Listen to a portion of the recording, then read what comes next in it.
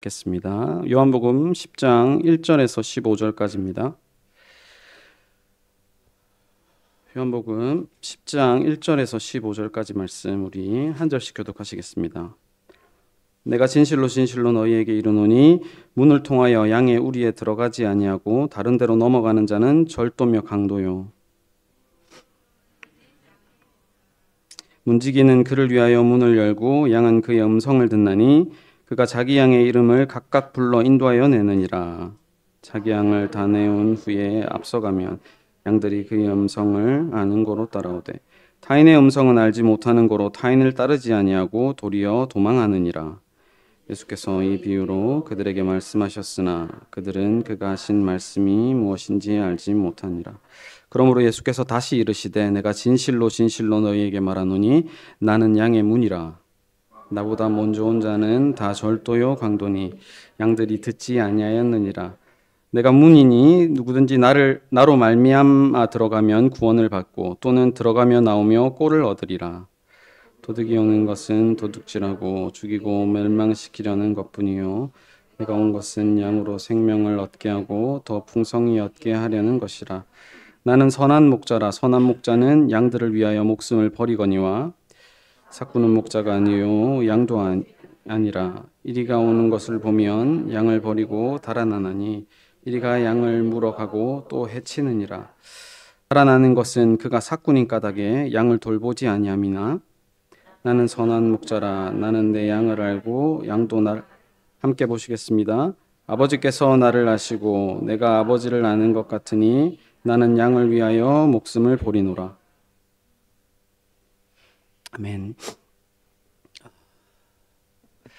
제가 눈이 계속해서 떨렸는데 지금은 좀 낫거든요. 그 이유가 뭔고 안과를 가니까 눈이 건조하대요. 그리고 결막염이 조금 있고 그래서 이제 항생제와 건조증 약을 바르면 좀 낫습니다. 그리고 안 바르면 또 떨리고요. 가만 생각해 보니까 제가 요즘에 설교하면서 안 울었던 것 같아요. 눈물이 좀 많이 없어진 탓이 병이 오지 않았나라는 말도 안 되는 생각을 한번 해봅니다. 네, 아멘. 그리고 오늘 본문은 비유잖아요. 제가 한번 비유를 하나 말씀드려 볼게요. 해석을 해보세요. 결혼한 지 얼마 안 된 남자가 이제 집에 거의 다 왔어요. 근데 어떤 모르는 이쁜 여자가 자기에게 왜 이제 오냐고 물어보는 겁니다. 그래서 그 남자는 말했죠. 누구세요? 라고. 그러니까 그 여자가 그 남자의 등짝을 때리더니 너무 한심한 표정을 지으면서 그 남자의 집으로 들어갔습니다. 이 여자는 누굴까요? 다시 해보겠습니다. 결혼한 지 얼마 안 된 어떤 남자가 집에 거의 다 왔어요. 그런데 어떤 모르는 이쁜 여자가 왜 이제 와? 라고 반말로 말하는 겁니다. 그래서 그 남자가 누구세요? 라고 물었죠. 근데 그 여자가 그 남자의 등짝을 때리더니 너무 한심한 표정을 지으면서 그 남자의 집으로 들어갔습니다. 그 여자는 누굴까요? 맞습니다. 합리적인 추론으로 보면 아내죠. 근데 그 남자는 왜 아내를 못 알아봤을까요? 아니요. 그것도 합리적인 추론인데 이렇게 비유를 들으면 각자의 이렇게 추론들이 있을 수 있죠. 원문은 그겁니다. 그 남자가 만취한 거예요. 만취한 거고, 그리고 그 여자의 반응이 등짝과 눈빛이었다는 거는 처음으로 만취한 거겠습니까? 종종 그랬겠습니까? 종종 그랬다는 거고, 그리고 이 여자는 이 남자를 미워합니까? 사랑합니까? 사랑하는 거죠. 미워하면 때리잖아요. 눈빛도 그렇게 하지 않고. 사랑하는 거죠. 이렇게 어떤 이야기를 들으면, 비유를 들으면 그것에 대해서 추론할 수 있습니다. 오늘 본문도 사실은 비유지요. 그래서 이 비유가 무슨 뜻일까 추론해 볼 수 있습니다. 대충 이제 정답은 아니지만 말씀드리면 문지기는 제가 볼 때 하나님인 것 같고 이제 문과 목자는 예수님인 것 같습니다. 그리고 절도요, 강도요, 삭군이라고 하는 자들은 유대인인 것 같고 또 양들은 예수님의 소유인 성도들을 말하는 것 같습니다. 근데 이 비유는 이제 당대의 어떤 배경을 하고 말씀하는 건데요. 이제 당대 팔레스타인 지역에는 이제 목축업이 되게 발달해 있었습니다. 그리고 이제 목축을 하려면 이제 양들을 사료가 없었으니까 그 당시에는 사료가 없었잖아요. 그러니까 들에 나가서 초원에 나가서 양들을 먹여야 될 거 아닙니까? 그럼 이제 목자가 들에 나가서 양들을 먹이면 이제 밤에는 들짐승들이 있기 때문에 우리 안에 넣어야 되죠. 그러면 이제 당시에 각자 집에 각자의 우리가 있었겠습니까? 아니면 마을 공동의 우리가 있었겠습니까? 뭐가 더 합리적일 것 같아요?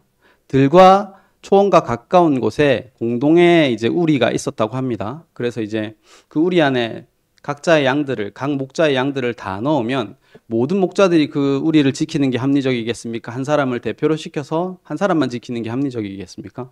그래서 한 사람, 문지기를 세워서 이제 그 밤새 양들을 지킵니다. 그러면 아침에 목자가 오면 문지기가 목자를 알아보죠. 다른 사람이 오면 문을 열어주지 않죠. 문지기는 목자를 압니다. 그래서 목자를 보고 문을 열어주면 이제 목자가 양들의 이름을 부르면서 양들을 부른답니다. 그럼 양들이 목자의 목소리를 알아보고 나오게 되는 거죠. 이런 배경으로, 그러니까 유대인들은 너무나도 자연스럽게 알고 있는 비유인 거예요. 근데 유대인들은 이 비유를 듣고 무슨 말인지 알지 못합니다. 왜 그럴까요?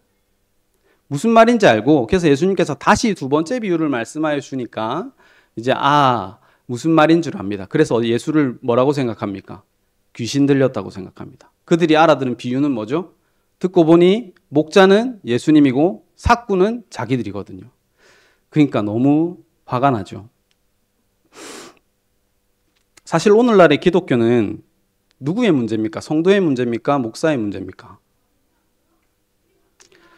본문대로 하면 목사들의 문제입니다. 오늘날의 많은 기독교가 기복주의, 인본주의에 물들어 있습니다. 태반이 예수 잘 믿으면 세상 복을 받는다라는 말을 하고요. 그 나머지는 착한 성도 만들기 하고 있는 것 같습니다.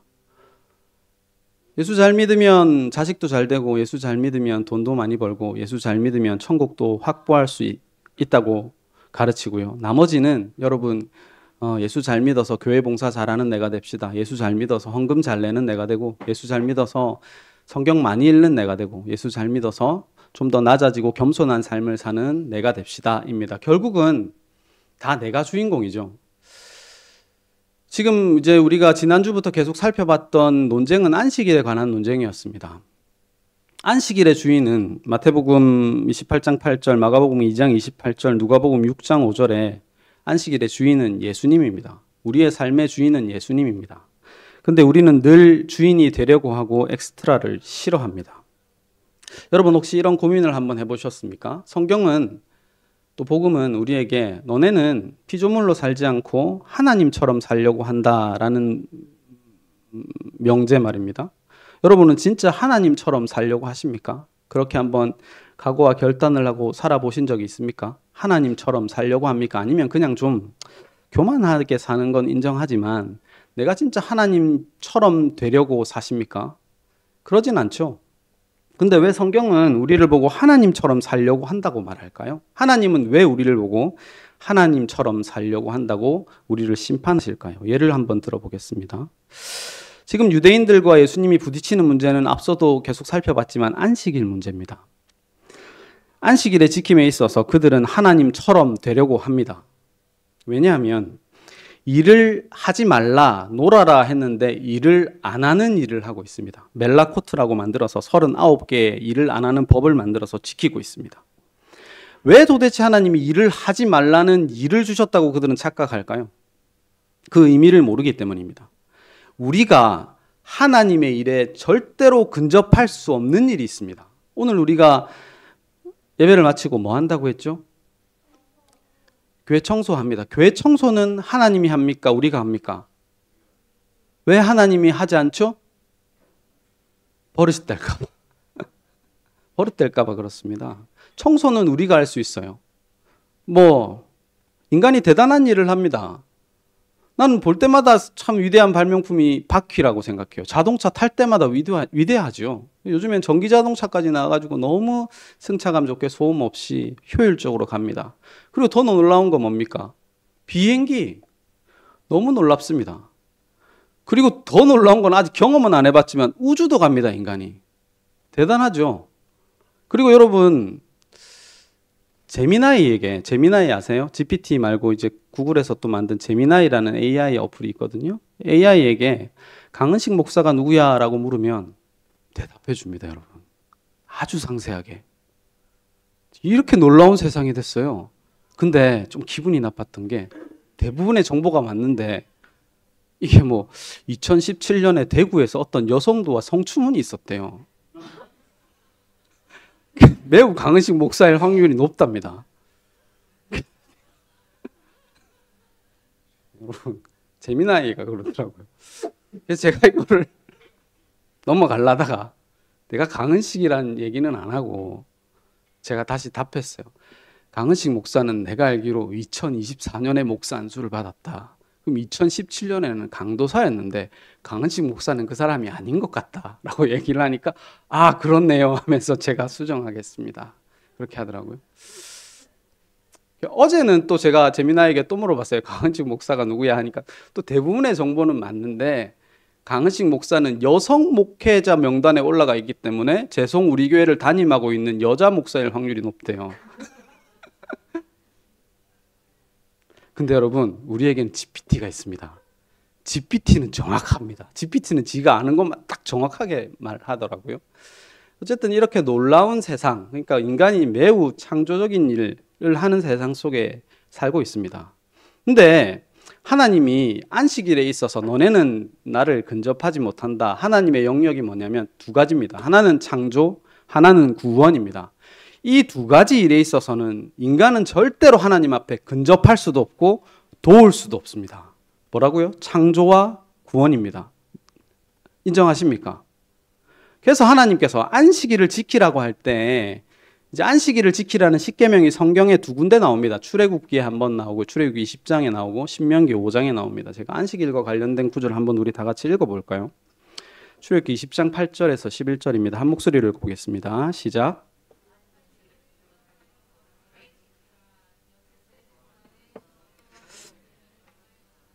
일곱째 날은 내 하나님의 여호와의 안식일인즉 너나 내 아들이나 내 딸이나 내 남종이나 내 여종이나 내 가축이나 내 문 안에 머무는 객이라도 아무 일도 하지 말라. 이는 엿새 동안에 나 여호와가 하늘과 땅과 바다와 그 모든 것을 만들고 일곱째 날에는 쉬었음이라. 그러므로 나 여호와가 안식일을 복되게 하여 그날을 거룩하게 하였느니라. 내가 6일 동안 창조했으니 너희는 거기에 일도 관여하지 않고 도와주지 않았으니 그걸 알아 기념하여 기억하여 안식해라 했단 말입니다. 신명기 5장 12절에서 15절 함께 읽어보겠습니다. 시작. 내 하나님 여호와가 내게 명령한 대로 안식일을 지켜 거룩하게 하라.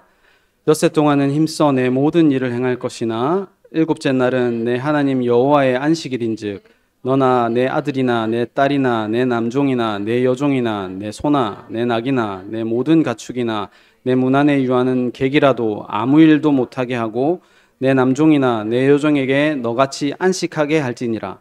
너는 기억하라. 내가 애굽 땅 종되었더니 내 하나님 여호와가 강한 손과 편팔로 인도하여 내었나니 그러므로 내 하나님 여호와가 내게 명령하여 안식일을 지키라 하느니라. 아멘. 내가 너희를 애굽 종되었던 곳에서 구속함에 있어 너희가 한 일이 1도 없으니 안식일을 기억해라, 지키라 했단 말입니다. 그러니까 내가 창조했고 내가 구원했으니 쉬어라, 안식해라 했습니다. 진정한 창조는 여러분 창세기에서 이루어졌습니까? 아니면 예수님의 십자가로 이루어졌습니까? 예수님의 십자가로 새 창조가 일어났습니다. 진정한 구원은 나의 제사와 성전 지음으로 이루어졌습니까? 예수님의 십자가로 이루어졌습니까? 그러니까 예수님께서 십자가에서 다 이루었다 했단 말입니다. 다 했다. 그러니 내 안에서 놀아라 했습니다. 쉬어라 했단 말입니다. 어제 달았는데요. 충환이가 이 스피커를 달면서 되게 행복했던 이유가 뭡니까? 나랑 일했기 때문입니다. 이걸 마치고 샤브샤브를 먹으러 갔죠. 샤브샤브가 맛있었던 이유가 뭡니까? 나랑 먹어서 그렇습니다. 충환이는 왜 지금 복음을 알고 구원받았습니까? 저랑 안 됐다고요. 오직 예수님의 십자가 때문입니다. 다른 건 제가 다 관여하고 싶어요. 다 나 때문이에요. 인간은 그렇게 주인공이 되고 싶습니다. 그러나 구원에 있어서만큼은 도무지 내가 1도 충환이에게 기여하지 못했습니다. 100%예요. 기여했다면 반대의 길로 가게끔 기여했어요. 예수님이 다 하셨습니다. 이 다하심의 문이 천국문입니다. 이 길 외에는 다 절도요 강도입니다. 그래서 교회에 꼭 와야 됩니다. 11조 내야 합니다. 자기 희생으로 낮은 자리로 가십시오. 죽는 자리로 가십시오. 이것 다 여러분 절도요 강도의 생각입니다. 여러분 일요일은 뭐 하는 날입니까 도대체? 일요일은 노는 날입니다. 여러분 일요일 노는 날이에요. 그러니까 노세요 제발. 이거를 교회 안 와도 된다고 생각하는 악한 생각을 하지 말고요. 이 생각을 하는 이유는 교회가 일하는 곳이라고 생각하기 때문인가 봐요. 교회는 일하는 곳입니까? 노는 곳입니까?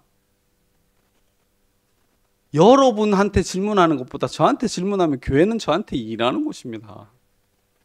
너무나 많은 눈이 지금도 떨릴 정도로 열심히 일하는 곳이에요. 그러나 내 IQ가 120이라서 그걸 일로 여길 뿐이지 하나님이 볼 때는 참된 쉼이고 참된 안식이 있는 줄 믿습니다. 우리는 놀으라고 하면 불안합니다. 일을 시켜주세요. 아무래도 왜 자꾸 교회 빠져도 된다고 합니까? 그렇게 하면 이단 같습니다. 교회는 빠지면 안 되죠.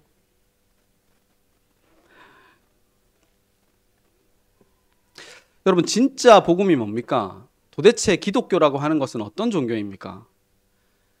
예수님께서 우리에게 진짜 복을 주셨대요. 근데 우리는 진짜 복된 인생을 살고 있습니까? 하늘에 앉혔고 세상 천사도 부러워하는 복을 우리가 받고 있습니까? 왕처럼 제사장처럼 그렇게 우리가 이 세상에서 군림하며 살고 있나요? 그렇지 않은 이유는 하늘 왕이 예수가 이 세상에 오셔서 사는 모양을 보니 종처럼 아무것도 없는 모습처럼 결혼도 못하고 오래 살지도 못하고 재산도 없이 그렇게 가셨더라. 그러니 우리도 하늘 왕이기에 그 낮은 자의 길로 가는 것이 마땅한 기독교입니다. 왜 이 기독교가 거꾸로 가고 있습니까? 왜 좀 더 높아지고 좀 더 자기 행위를 자랑하고 자기의 의를 쌓으려고 합니까? 우리는 낮은 자리로 가야 합니다. 없음의 자리로 가야 하고 죽음의 자리로 가야 합니다. 성경을 나로 읽을 것이 아니라 오직 예수 그리스도로 읽고 해석해야 합니다. 이것이 기독교입니다. 여러분 왜 그렇게 사십니까? 그렇게 살아서 하고 싶은 말이 뭘까요? 이 말 결론이 그렇게 살아서 어떻게 천국을 가겠습니까? 그렇게 살면 천국 못 갑니다. 기독교는 진지한 종교입니다. 제자들이 철이 없을 때 성령 안 받았을 때야 막 살았지요. 근데 성령 받고 사도의 삶을 살 때 제자들이 언제 그렇게 살았습니까? 사도가 되어 목숨 내놓고 예수를 섬겼습니다. 죽는 자리로 결국 모든 사도들은 다 죽었습니다. 순교했습니다. 성도는 이런 자가 갑니다. 여러분 어떻게 천국 가실 수 있겠습니까? 정신을 차리십시오. 이건 기독교가 아닙니다, 여러분. 이건 더한 율법입니다. 이 말이 절도요 강도입니다. 제가 언젠가 이런 설교를 한다면 도망치시기 바랍니다. 성령은 우리를 바른 길로 견인하여 가시는 분입니다. 견인하여 가는 견인차가 어떤 각오와 결단이 도대체 필요합니까? 어떤 자기 죽음과 희생이 필요합니까? 어떤 나의 실력과 죄에 대한 깨달음이 필요합니까? 견인당하여 가는 주제에 그냥 구경하면 됩니다. 성령이 이끌고 가시는 길은 바로 이런 길이구나. 감격하고 감사하면 됩니다. 베드로는 성령 받기 전에는 예수님 죽을 때까지 내가 예수님을 섬기겠습니다. 결단했습니다. 만약에 베드로가 성령 받았다면 네가 나를 부인할 거야 라고 했을 때 맞아요 예수님 저는 지금도 예수님을 부인하고 있습니다 라고 대답했을 거예요.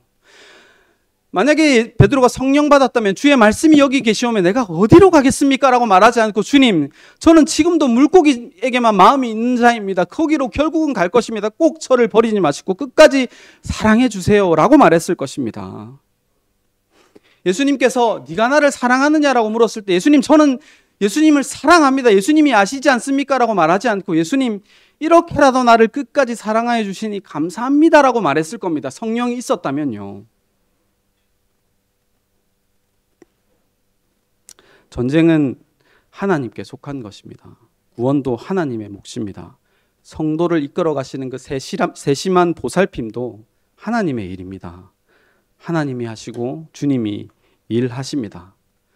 물론 그런다고 일이 안 되지는 않습니다, 여러분.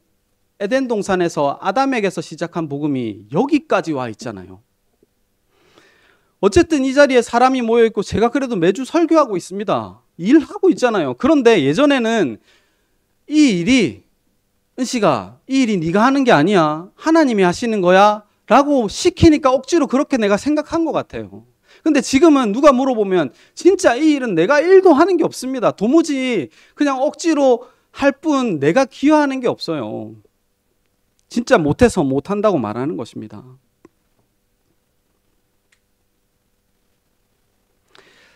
그럼 우리는 도대체 어떻게 살아야 합니까? 너무 불안하고 허무하고 외롭습니다.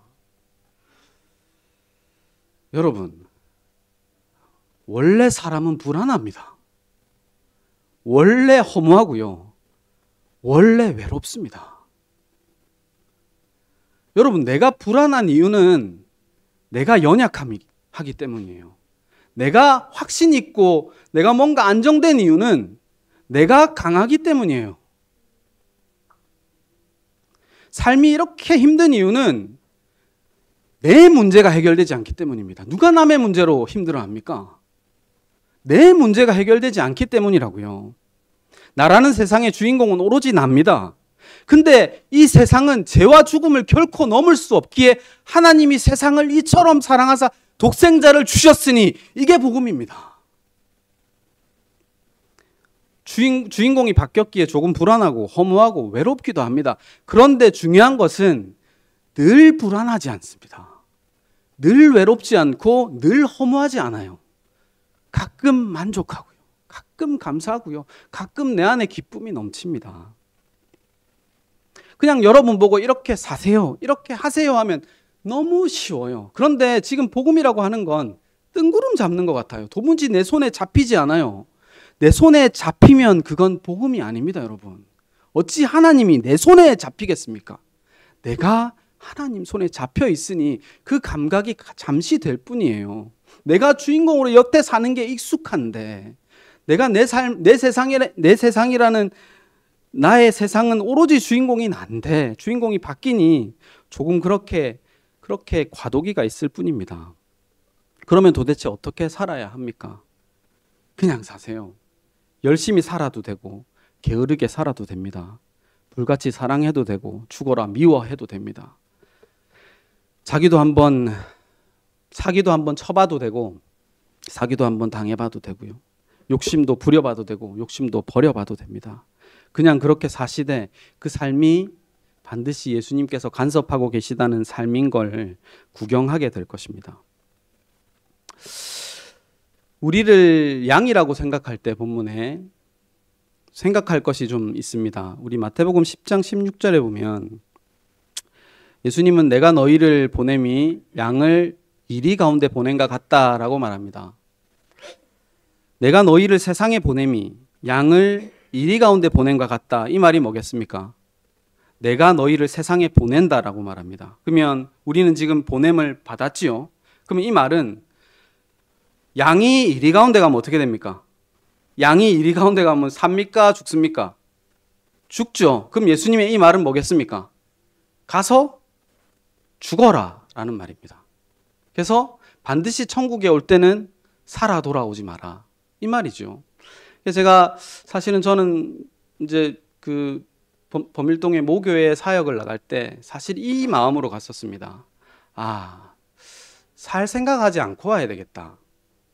예수님의 명령이 내가 너희를 보냄이 양을 이리 가운데 보낸 것 같다. 그러니 죽어서 돌아오라. 그 다음 구절 마태복음 10장 16절 그 다음 구절은 계속해서 성도가 핍박을 당하고 공회에 잡히게 되고 형제에게도 아버지에게도 자식에게도 죽음을 당하게 된다. 이런 말들이 쭉 적혀 있습니다. 우리 한번 마태복음 10장 한번 읽어볼까요? 16절에서 23절 성경이 있으신 분은 한번 핸드폰이나 펼쳐보십시오. 이 구절은 예수님께서 십자가 전에 하신 말씀입니다. 십자가 전에. 한번 제가 읽어보겠습니다. 보라, 내가 너희를 보냄이 양을 이리 가운데 보낸가 같도다. 그러므로 너희는 뱀같이 지혜롭고 비둘기같이 순결하라. 이렇게 말했습니다. 이 말을 제자들이 들었을 때 어떤 마음이 들었겠습니까? 저와 똑같은 마음이 들었을 겁니다. 아, 언젠가 예수님께서 나를 보내실 텐데 나는 죽기를 각오해야 되겠다 라고 제자들이 생각하고 다짐했을 거예요. 사람들을 삼가라. 그들이 너희를 공회에 넘겨주겠고 그들의 회당에서 채찍질하리라. 또 너희가 나로 말미암아 총독들과 임금들 앞에 끌려가리니 이는 그들과 이방인들에게 증거가 되게 하려 함이라. 근데 보십시오. 이런 각오들을 했을 거예요. 이때 가면 예수님을 부인하지 않고 바른 말을 해야 되겠다. 21절에 장차 형제가 형제를, 아비가 자식을 죽는 데에 내주며 자식들이 부모를 대적하여 죽게 하리라. 또 너희가 내 이름으로 말미암아 모든 사람에게 미움을 받을 것이나 끝까지 견디는 자는 구원을 얻으리라. 이렇게 말했어요. 근데 이런 각오와 결단이 있던 제자들이 십자가를 경험했을 때 이 말씀이 어떻게 들렸을 것 같습니까? 예? 십자가를 경험했을 때 이 말씀이 어떻게 들렸을 것 같아요? 보라, 내가 너희를 보냄이 양을 이리 가운데 보낸가 같도다. 누가 이리 가운데 양이 되셨나요?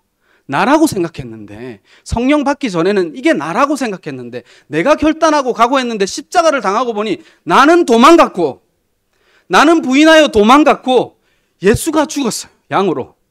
예수가 채찍질 맞았고, 예수가 공회에 잡혀갔고, 예수가 이리저리 끌려다녔어요.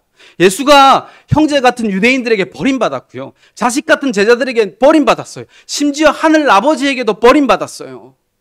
그리고는 십자가를 참았습니다. 그렇게 우리에게 구원이 왔잖아요. 견디는 자는 구원을 얻으리라. 어떻게 구원이 왔습니까? 예수님의 견딤으로 우리에게 구원이 왔습니다. 성령을 받고 보니, 십자가를 지나고 보니, 아하, 예수로구나. 이 말씀은 내가 결단하고 내가 죽는 게 아니라 예수님이 결단하고 예수님이 참고 예수님이 채찍질 당하시며 죽으셨구나. 부끄럽다. 어찌할꼬. 예수님이 뱀처럼 십자가에 돌아가셨고 예수님이 비둘기 같은 성령을 이로 말미암아 주셨습니다. 구원은 우리에게 그렇게 온 것입니다. 우리는 왜 복음 안에서 자유와 쉼을 누리지 못합니까? 도대체 왜 삽니까? 왜 이 생각만 도대체 하고 있고 불안해할까요? 왜 우리는 온전히 복음을 모릅니까? 여러분이 양인 줄 알아서 그렇습니다. 여러분이 왜 양입니까? 우리는 절도요 강도입니다. 우리는 사꾼입니다. 본문 12절 우리 다 함께 읽어볼까요? 요한복음 10장 12절 띄워주시면 고맙겠습니다. 읽어보겠습니다. 시작. 사꾼은 목자가 아니요 양도 제 양이 아니라 이리가 오는 것을 보면 양을 버리고 달아나나니 이리가 양을 물어가고 또 해치느니라. 아멘. 예수님이잖아요. 우리는 사꾼처럼 버리고 도망갔습니다. 아닙니다. 믿음은 할 수 있습니다. 사도들은 다 십자가에 내지는 순교하고 죽었다던데요. 저기 양처럼 다 죽었다던데요. 중풍병자를 안고 지붕을 뜯어서라도 예수님께만 가면 이 지붕을 뚫어서라도 가면 예수님께만 가면 이게 나을 수 있다는 믿음 행함이 있었는데요. 왜 그렇게 말씀하십니까? 여러분, 왜 여러분이 중풍병자를 메고 간 사람입니까? 여러분은 중풍병자입니다. 어디 감히 중풍병자를 메고 갔다 생각합니까? 중풍병자가 우리죠. 왜 그렇게 중요한 사도들의 죽음이 성경에 기록되지 않았을까요? 뭐 죽었는지 안 죽었는지도 사실 모릅니다. 성경에는 없습니다. 죽었다는 기록이 여러분. 기록했었어야죠. 이 길이 우리들의 길이라면 사도들의 죽음 하나 나옵니다. 야고보 죽으니까 그래 양이 죽었다. 이리 가운데 우리가 뭉치지 않았다고요. 다 무서워서 도망갔다고요. 성령 받은 제자들이. 우리도 죽을까 하여. 성경은 그걸 기록하고 있습니다. 우리는 거반 죽은 자이고 38년 동안 나음을 받지 못하는 병자입니다. 내가 언제 예수님의 말씀을 잘 들었습니까? 세상의 말에만 쫑긋하고 있지요. 예수님이 다 하셨습니다. 우리의 삶도 예수님이 다 하시고 계십니다. 그런데 중요한 것은 예수님이 삭군을 사랑하셨습니다. 예수님이 죄인을 사랑하셨고, 예수님이 원수를 사랑하셨고, 예수님이 술람미를 사랑하셨습니다. 이게 복음입니다. 혜원이가 학교를 다녀오더니 너무 기분이 좋아하더라고요. 혜원이가 기분이 좋으면 이렇게 하거든요. 아빠 오늘 너무 행복해 라고 하더라고요. 왜 그러니까 백반증인 친구를 만났어 그러는 거예요. 혜원이 여기 백반증이 있거든요. 아빠 백반증인 친구를 만났어 그러는 거예요. 나만 백반증이 아닌 거예요, 여러분. 나만 사꾼이 아니고 보니까 사꾼들이 너무 많아요. 다 사꾼이잖아. 나만 불안한 줄 알았는데, 나만 외로운 줄 알았는데 아니야, 우리 다 각자의 외로움들이 있습니다. 성경을 보니까 이렇게 말합니다. 디모데전서 1장 15절입니다. 미쁘다 모든 사람이 받을 만한 이 말이요 그리스도 예수께서 죄인을 구원하시려고 세상에 임하셨도다 하였도다. 죄인 중에 내가 괴순이라. 사도 바울도 여러분 사꾼입니다. 사도 바울도 죄인이고요, 사도 바울도 원수입니다. 우리만 사꾼 아닙니다. 그래서 우리 마음 안에 위로가 됩니다. 세상에서 가장 예쁜 말은 그리스도 예수께서 우리를 구원하시려고 세상에 임하셨습니다. 이 말씀이 우리를 살리고 우리를 안식하게 하는 줄 믿습니다. 네, 기도하시겠습니다. 고마우신 하나님,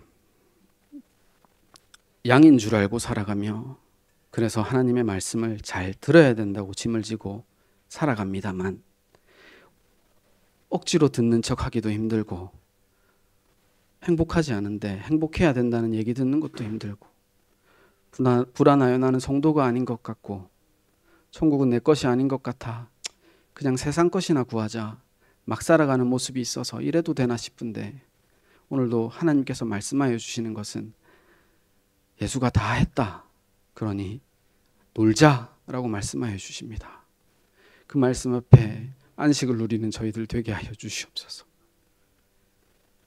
내가 십자가 지지 않으면 얼마나 감사하고, 내가 놀아도 되면 얼마나 감사한지 예수님의 다하심이 필요한 자로 사는 저희들 되게 하여 주시옵소서.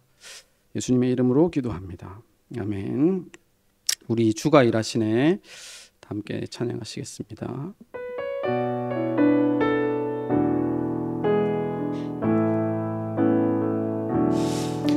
날이 저물어 갈 때, 빈들에서 걸을 때, 그때가 하나님의 때, 내 힘으로 안 될 때, 걸을 때 내가 고백해 여호와 이래. 날이 저물어 갈 때, 날이 저물어 갈 때, 빈들에서 걸을 때, 그때가 하나님의 때, 내 힘으로 안 될 때, 빈손으로 걸을 때, 내가 고백해 여호와 이래. 주가 일하시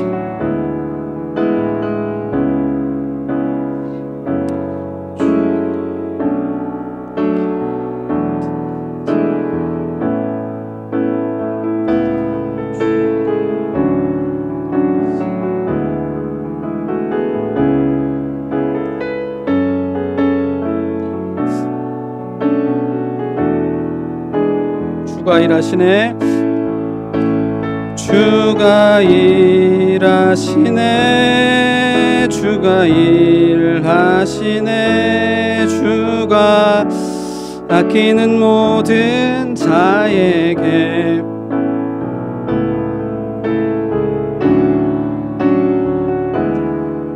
주가 일하시네. 힘에 겨워 걷는 자에게 내가 저물어 갈 때, 내가 저물어 갈 때 주님 주님 함께 걸을 때 누리네 아버지 은혜. 내가 저물어 갈 때 드릴 것이 없을 때 모두 고백해 여호와 이래. 주가 일하시네 주가 일하시네 주가 아끼는 모든 자에게 주가 일하시네 주가 일하시네 힘에 겨워 걷는 자에게 우리 목소리 높여서 주가 일하시네 주가 일하시네 주가 아끼는 모든 자에게 주가 일하시네 주가 일하시네 힘에 겨워 걷는 자에게 주가 일하시네 주가 일하시네 주가 일하시네 주가 아끼는 모든 자에게 주가 일하시네 주가 일하시네 힘에 겨워 걷는 자에게 힘에 겨워 걷는 자에게 힘에 겨워 걷는